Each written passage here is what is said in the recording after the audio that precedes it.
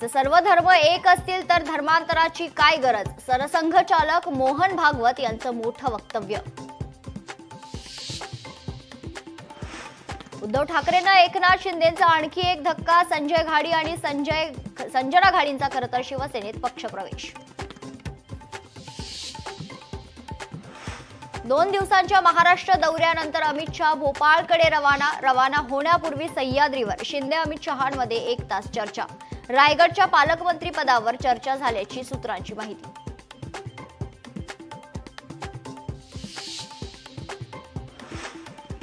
कल्याण अल्पवयीन मुलीवर अत्याचार प्रकरणातील आरोपीची कारागृहात आत्महत्या. विशाल गवळीनं तळोजा कारागृहात संपवलं जीवन. कारागृहात त्रास दिला जात होता, विशालच्या आई वडिलांचा आरोप.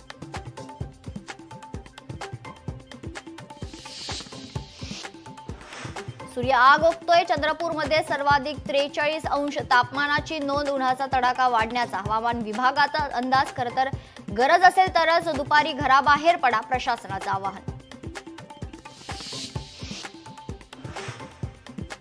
मुंबईकरांचे पाण्यासाठी होणार हाल. 3ऱ्या दिवशीही तोडगा न निघाल्यानं टँकर चालकांचा संप सुरूच. पाण्यासाठी छत्रपती संभाजीनगरमध्ये ठाकरेंची शिवसेना आक्रमक. पाणी प्रश्न सोडवण्याची मागणी तर वर्षभरात फक्त 40 दिवसच नळाला पाणी, नागरिकांचा आरोप. मुंबईतील एल्फिस्टन पुलासंदर्भात आज संध्याकाळपर्यंत हरकती न आल्यास 15 एप्रिलपासून पूल वाहतुकीसाठी बंद.